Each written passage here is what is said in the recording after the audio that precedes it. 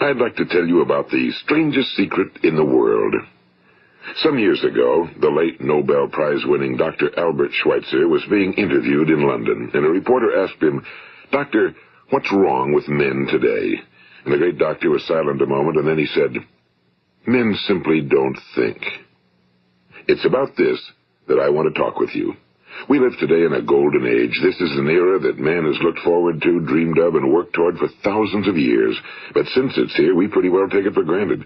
We in America are particularly fortunate to live in the richest land that ever existed on the face of the earth, a land of abundant opportunity for everyone. But do you know what happens? Well, let's take 100 men who start even at the age of 25. Do you have any idea what will happen to those men by the time they're 65? These 100 men who all start even at the age of 25 believe they're going to be successful. If you ask any one of these men if he wanted to be a success, he'd tell you he did. And you'd notice that he was eager toward life, that there was a certain sparkle to his eye, an erectness to his carriage, and life seemed like a pretty interesting adventure to him. But by the time they're 65, 1 will be rich. 4 will be financially independent. 5 will still be working. 54 will be broke. Now think a moment. Out of the 100, only 5 make the grade. Now why do so many fail? What has happened to the sparkle that was there when they were 25? What's become of the dreams, the hopes, the plans? And why is there such a large disparity between what these men intended to do and what they actually accomplished? When we say about 5% achieve success, we have to define success. And here's the best definition I've ever been able to find. Success is the progressive realization of a worthy ideal.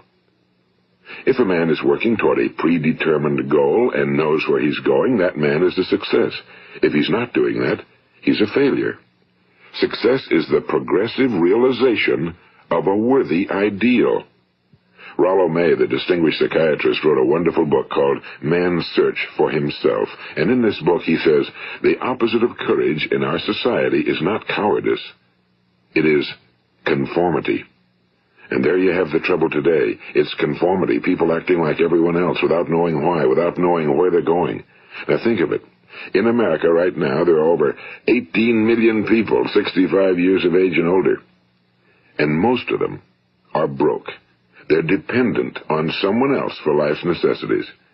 Now, we learn to read by the time we're 7. We learn to make a living by the time we're 25. Usually by that time, we're not only making a living, we're supporting a family. And yet by the time we're 65, we haven't learned how to become financially independent in the richest land that has ever been known. Why? We conform. And the trouble is that we're acting like the wrong percentage group, the 95 who don't succeed. Now, why do these people conform? Well, they really don't know. These people believe that their lives are shaped by circumstances, by things that happen to them, by exterior forces. They're outer-directed people. A survey was made one time that covered a lot of men, working men, and these men were asked, "Why do you work? Why do you get up in the morning?" 19 out of 20 had no idea. If you ask them, they'll say, well, everyone goes to work in the morning, and that's the reason they do it, because everyone else is doing it. Now let's get back to our definition of success. Who succeeds? The only person who succeeds is the person who is progressively realizing a worthy ideal. He's the person who says, I'm going to become this, and then begins to work toward that goal. I'll tell you who the successful people are. A success is the school teacher who's teaching school because that's what he or she wants to do. The success is the woman who's a wife and mother because she wanted to become a wife and mother and is doing a good job of it. The success is the man who runs the corner gas station because that was his dream. That's what he wanted to do. The success is the successful salesman who wants to become a top-notch salesman and grow and build with his organization. A success is anyone who is doing deliberately a predetermined job because that's what he decided to do deliberately. But only 1 out of 20 does that. That's why today there isn't really any competition unless we make it for ourselves. Instead of competing, all we have to do is create. You know, for 20 years, I looked for the key which would determine what would happen to a human being. Was there a key I wanted to know which would make the future a promise that we could foretell to a large extent? Was there a key that would guarantee a person's becoming successful if he only knew about it and knew how to use it? Well, there is such a key, and I've found it. Have you ever wondered why so many men work so hard and honestly without ever achieving anything in particular, and others don't seem to work hard and yet seem to get everything? They seem to have the magic touch. You've heard them say that about someone. Everything he touches turns to gold. And have you ever noticed that a man who becomes successful tends to continue to become successful? And on the other hand, have you noticed how a man who's a failure tends to continue to fail? Well, it's because of goals. Some of us have goals, some don't. People with goals succeed because they know where they're going. It's that simple. Think of a ship leaving a harbor, and think of it with the complete voyage mapped out and planned. The captain and crew know exactly where it's going and how long it'll take. It has a definite goal. Now, 9,999 times out of 10,000, it will get to where it started out to get. Now, let's take another ship, just like the first, only let's not put a crew on it or a captain at the helm. Let's give it no aiming point, no goal, no destination. We just start the engines and let it go. I think you'll agree with me that if it gets out of the harbor at all, it will either sink or wind up on some deserted beach, a derelict.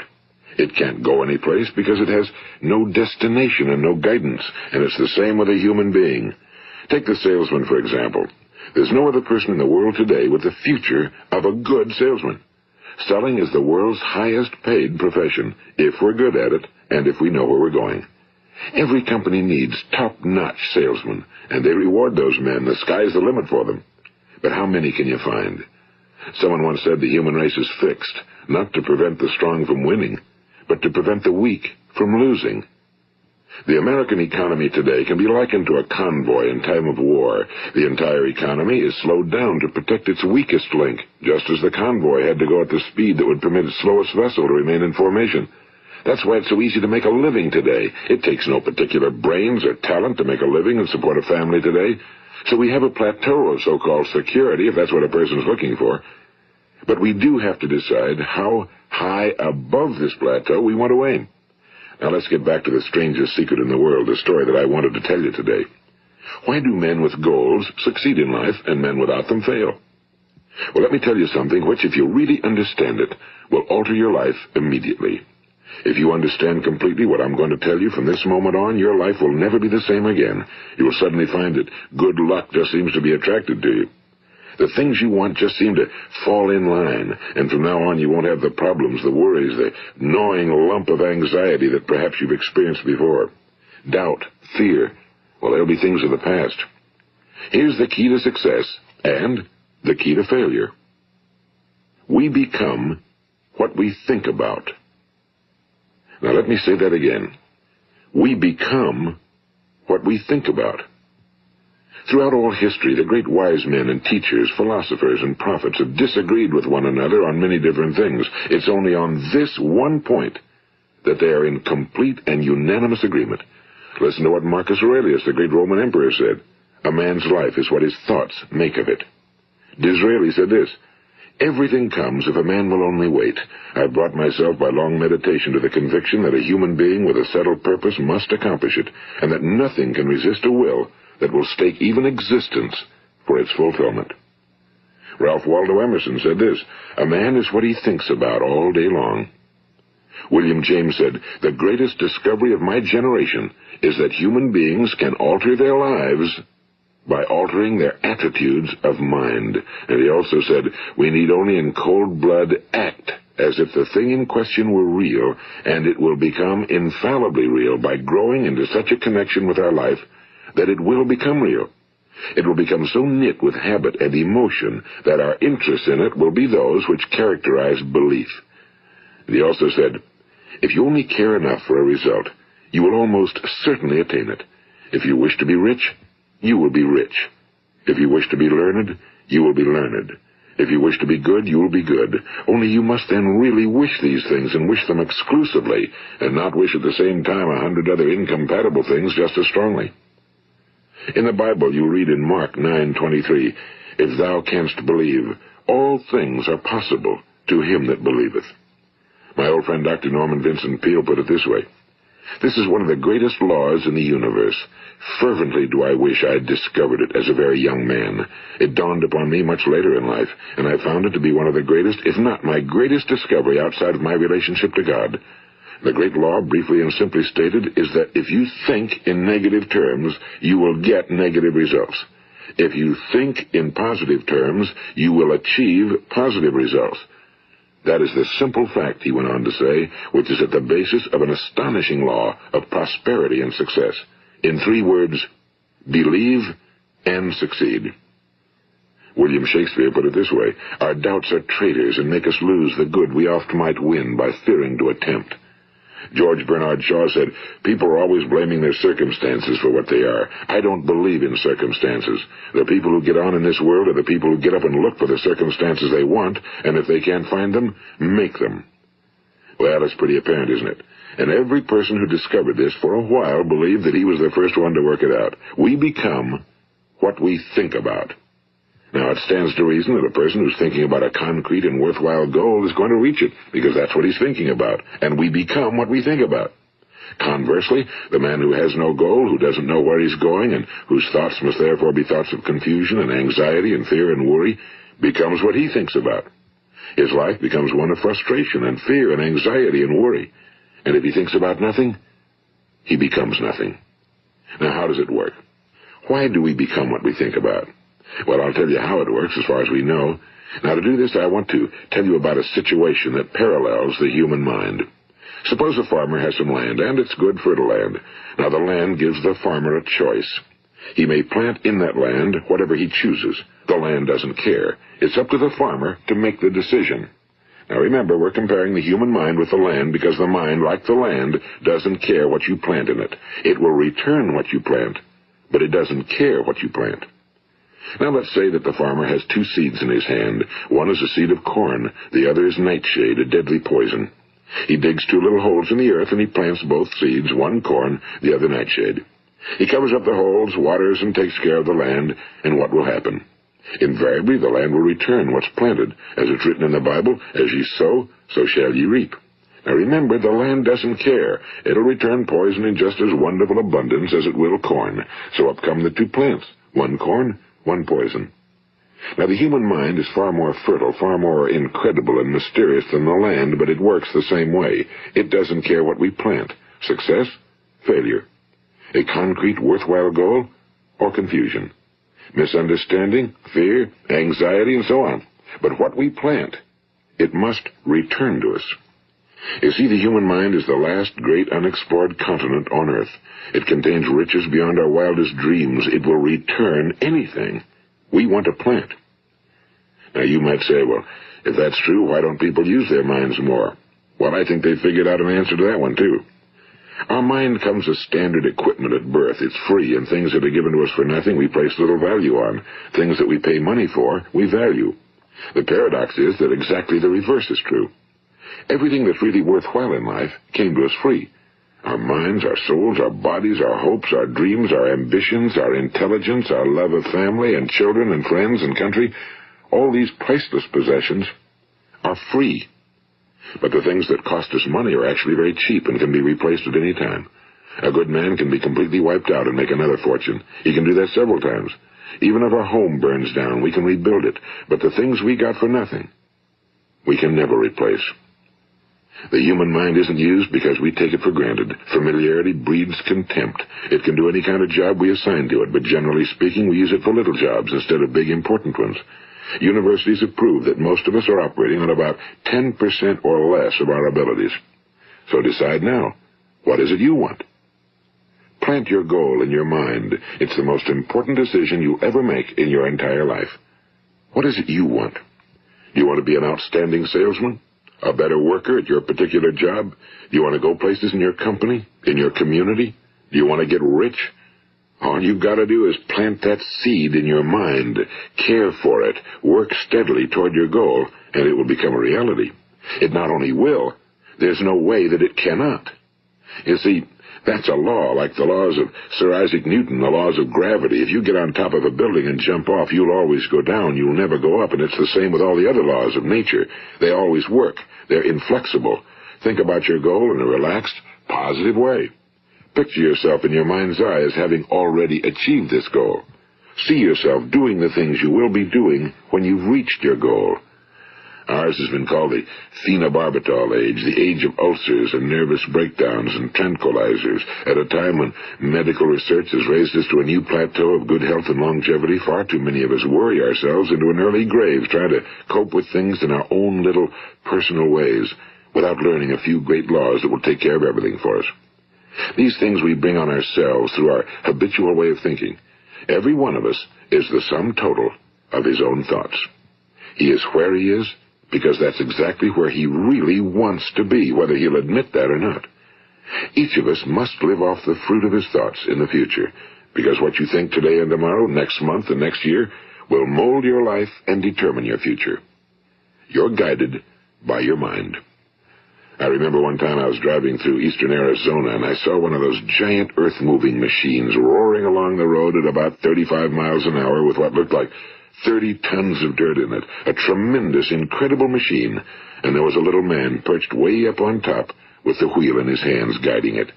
And as I drove along, I was struck by the similarity of that machine to the human mind. Just suppose you're sitting at the controls of such a vast source of energy. Are you going to sit back and fold your arms and let it run itself into a ditch? Or are you going to keep both hands firmly on the wheel and control and direct this power to a specific, worthwhile purpose? It's up to you. You're in the driver's seat. You see, the very law that gives us success is a two-edged sword. We must control our thinking. The same rule that can lead a man to a life of success, wealth, happiness, and all the things he ever dreamed of for himself and his family. That very same law can lead him into the gutter. It's all in how he uses it, for good or for bad. This is the strangest secret in the world. Now, why do I say it's strange, and why do I call it a secret? Actually, it isn't a secret at all. It was first promulgated by some of the earliest wise men, and it appears again and again throughout the Bible, but very few people have learned it, understand it. That's why it's strange, and why for some equally strange reason it virtually remains a secret. I believe that you could go out and walk down the main street of your town and ask one man after another what the secret of success is, and you probably wouldn't run into one man in a month who could tell you. Now, this information is enormously valuable to us if we really understand it and apply it. It's valuable to us not only for our own lives, but the lives of those around us, our families, employees, associates, and friends. Life should be an exciting adventure. It should never be a bore. A man should live fully, be alive. He should be glad to get out of bed in the morning. He should be doing a job he likes to do because he does it well.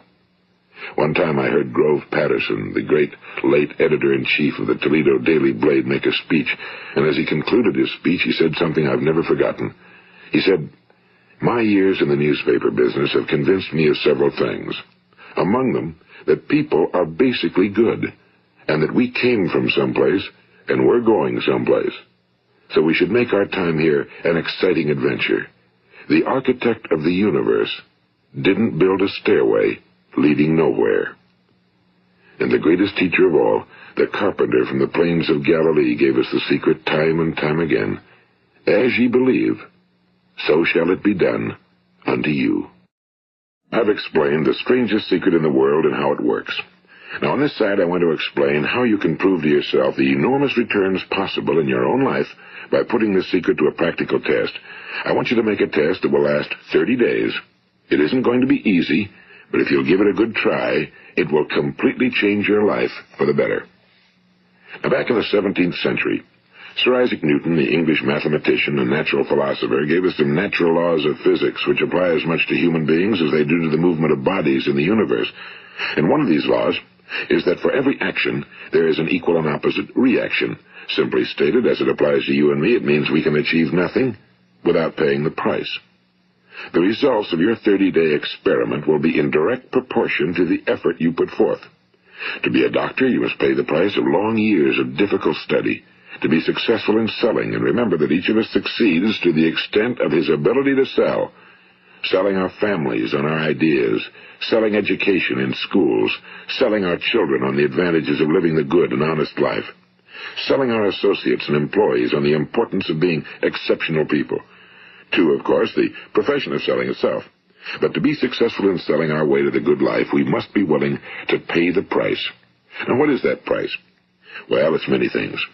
First, it's understanding emotionally, as well as intellectually, that we literally become what we think about, that we must control our thoughts if we're to control our lives. It's understanding fully that as ye sow, so shall ye reap. Second, it's cutting away all fetters from the mind and permitting it to soar as it was divinely designed to do. It's the realization that your limitations are self-imposed and that the opportunities for you today are enormous beyond belief. It's rising above narrow-minded pettiness and prejudice. And third, it's using all your courage to force yourself to think positively on your own problem, to set a definite and clearly defined goal for yourself, to let your marvelous mind think about your goal from all possible angles, to let your imagination speculate freely upon many different possible solutions, to refuse to believe that there are any circumstances sufficiently strong to defeat you in the accomplishment of your purpose, to act promptly and decisively when your course is clear, and to keep constantly aware of the fact that you are, at this moment, standing in the middle of your own acres of diamonds, as Russell Conwell used to point out. And fourth, save at least 10% of every dollar you earn. It's also remembering that no matter what your present job, it has enormous possibilities, if you're willing to pay the price. Now let's just go over the important points in the price each of us must pay to achieve the wonderful life that can be ours. It is, of course, worth any price. 1. You will become what you think about. 2. Remember the word imagination and let your mind begin to soar. 3. Courage. Concentrate on your goal every day. 4. Save 10% of what you earn. And 5. Action. Ideas are worthless unless we act on them. Now, I'll try to outline the 30-day test I want you to make. Keep in mind that you have nothing to lose by making this test and everything you could possibly want to gain. There are 2 things that may be said of everyone. Each of us wants something, and each of us is afraid of something. I want you to write on a card what it is you want more than anything else. It may be more money. Perhaps you'd like to double your income or make a specific amount of money. It may be a beautiful home. It may be success at your job. It may be a particular position in life. It could be a more harmonious family. Each of us wants something. Now write down on your card specifically what it is you want. Make sure it's a single goal and clearly defined. You needn't show it to anyone, but carry it with you so that you can look at it several times a day. Think about it in a cheerful, relaxed, positive way each morning when you get up, and immediately you have something to work for, something to get out of bed for, something to live for. Look at it every chance you get during the day and just before going to bed at night. And as you look at it, remember that you must become what you think about, and since you're thinking about your goal, you realize that soon it will be yours. In fact, it's yours really the moment you write it down and begin to think about it. Look at the abundance all around you as you go about your daily business. You have as much right to this abundance as any other living creature. It's yours for the asking. Now we come to the difficult part. Difficult because it means the formation of what is probably a brand new habit, and new habits are not easily formed. Once formed, however, it will follow you for the rest of your life. Stop thinking about what it is you fear. Each time a fearful or negative thought comes into your consciousness, replace it with a mental picture of your positive and worthwhile goal. And there will come times when you'll feel like giving up. It's easier for a human being to think negatively than positively. That's why only 5% are successful. You must begin now to place yourself in that group. For 30 days, you must take control of your mind. It will think about only what you permit it to think about. Each day for this 30-day test, do more than you have to do. In addition to maintaining a cheerful, positive outlook, give of yourself more than you've ever done before. Do this knowing that your returns in life must be in direct proportion to what you give. The moment you decide on a goal to work toward, you're immediately a successful person. You are then in that rare and successful category of people who know where they're going. Out of every 100 people, you belong to the top 5. Don't concern yourself too much with how you're going to achieve your goal. Leave that completely to a power greater than yourself. All you have to do is know where you're going. The answers will come to you of their own accord and at the right time. Remember these words from the Sermon on the Mount, and remember them well. Keep them constantly before you this month of your test. Ask, and it shall be given you. Seek, and ye shall find. Knock, and it shall be opened unto you. For every one that asketh receiveth, and he that seeketh findeth, and to him that knocketh it shall be opened. It's as marvelous and as simple as that. In fact, it's so simple that in our seemingly complicated world, it's difficult for an adult to understand that all he needs is a purpose and faith. For 30 days, do your very best. If you're a salesman, go at it as you've never done before, not in a hectic fashion, but with the calm, cheerful assurance that time well spent will give you the abundance in return you deserve and want. If you're a homemaker, devote your 30-day test to completely giving of yourself without thinking about receiving anything in return, and you'll be amazed at the difference it makes in your life. No matter what your job, do it as you've never done it before for 30 days. And if you've kept your goal before you every day, you'll wonder and marvel at this new life you've found. Dorothea Brand, the outstanding editor and writer, discovered it for herself and tells about it in her fine book, Wake Up and Live. Her entire philosophy is reduced to the words, act as though it were impossible to fail. She made her own test with sincerity and faith, and her entire life was changed to one of overwhelming success. Now, you make your test for 30 full days. Don't start your test until you've made up your mind to stick with it. You see, by being persistent, you're demonstrating faith. Persistence is simply another word for faith. If you didn't have faith, you'd never persist. If you should fail during your first 30 days, by that I mean suddenly find yourself overwhelmed by negative thoughts, you've got to start over again from that point and go 30 more days. Gradually, your new habit will form until you find yourself one of that wonderful minority to whom virtually nothing is impossible. And don't forget the card. It's vitally important as you begin this new way of living. On one side of the card, write your goal, whatever it may be. On the other side, write the words we've quoted from the Sermon on the Mount. Ask, and it shall be given you. Seek, and ye shall find. Knock, and it shall be opened unto you. Nothing great was ever accomplished without inspiration. See that during these crucial first 30 days, your own inspiration is kept at a peak. And above all, don't worry. Worry brings fear, and fear is crippling. The only thing that can cause you to worry during your test is trying to do it all yourself. Know that all you have to do is hold your goal before you. Everything else will take care of itself. Remember also to keep calm and cheerful. Don't let petty things annoy you and get you off course. Now, since making this test is difficult, some will say, why should I bother? Well, look at the alternative. No one wants to be a failure. No one really wants to be a mediocre individual. No one wants a life constantly filled with worry and fear and frustration. Therefore, remember that you must reap that which you sow. If you sow negative thoughts, your life will be filled with negative things. If you sow positive thoughts, your life will be cheerful, successful, and positive. Now, gradually, you will have a tendency to forget what you've heard on this recording. Play it often. Keep reminding yourself of what you must do to form this new habit. Gather your whole family around at regular intervals and listen to what's been said here. You know, most men will tell you that they want to make money without understanding the law. The only people who make money work in a mint. The rest of us must earn money. This is what causes those who keep looking for something for nothing or a free ride to fail in life. The only way to earn money is by providing people with services or products which are needed and useful. We exchange our time and our product or service for the other man's money. Therefore, the law is that our financial return will be in direct proportion to our service. Now, success is not the result of making money. Making money is the result of success, and success is in direct proportion to our service. Most people have this law backwards. They believe that you're successful if you earn a lot of money. The truth is that you can only earn money after you're successful. It's like the story of the man who sat in front of the stove and said to it, "Give me heat, and then I'll add the wood." How many men and women do you know, or do you suppose there are today, who take the same attitude toward life? There are millions. We've got to put the fuel in before we can expect heat. Likewise, we've got to be of service first before we can expect money. Don't concern yourself with the money. Be of service. Build, work, dream, create. Do this, and you'll find there's no limit to the prosperity and abundance that will come to you. Prosperity, you know, is founded upon a law of mutual exchange. Any person who contributes to prosperity must prosper in turn himself.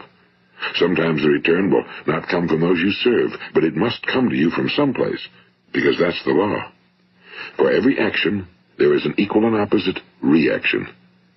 As you go daily through your 30-day test period, remember that your success will always be measured by the quality and quantity of service you render, and money is a yardstick for measuring this service. No man can get rich himself unless he enriches others. Now, there are no exceptions to a law. You can drive down any street in America and from your car estimate the service that's being rendered by the people living on that street. Had you ever thought of this yardstick before? It's interesting. Some, like ministers and priests and other devoted people, measure their returns in the realm of the spiritual, but again, their returns are equal to their service. Once this law is fully understood, any thinking person can tell his own fortune. If he wants more, he must be of more service to those from whom he receives his return. If he wants less, he has only to reduce his service. This is the price you must pay for what you want. If you believe you can enrich yourself by deluding others, you can end only by deluding yourself. It may take some time, but just as surely as you breathe, you'll get back what you put out. Don't ever make the mistake of thinking you can avert this. It's impossible. The prisons and the streets where the lonely walk are filled with people who tried to make new laws just for themselves. We may avoid the laws of man for a while, but there are greater laws that cannot be broken. An outstanding medical doctor recently pointed out 6 steps that will help you realize success. 1. Set yourself a definite goal. 2. Quit running yourself down. 3. Stop thinking of all the reasons why you cannot be successful and instead think of all the reasons why you can. 4. Trace your attitudes back through your childhood and try to discover where you first got the idea you couldn't be successful, if that's the way you've been thinking. 5. Change the image you have of yourself by writing out a description of the person you would like to be. And 6. Act the part of the successful person you have decided to become. The doctor who wrote those words is a noted West Coast psychiatrist, Dr. David Harold Fink. Do what the experts since the dawn of recorded history have told you must do. Pay the price by becoming the person you want to become. It's not nearly as difficult as living unsuccessfully. Make your 30-day test, then repeat it again, and each time it will become more a part of you until you'll wonder how you could ever have lived any other way. Live this new way, and the floodgates of abundance will open and pour over you more riches than you may have dreamed existed. Money? Yes, lots of it. But what's more important, you'll have peace. You'll be in that wonderful minority who lead calm, cheerful, successful lives. Start today. You have nothing to lose, but you have a whole life to win. This is Earl Nightingale, and thank you.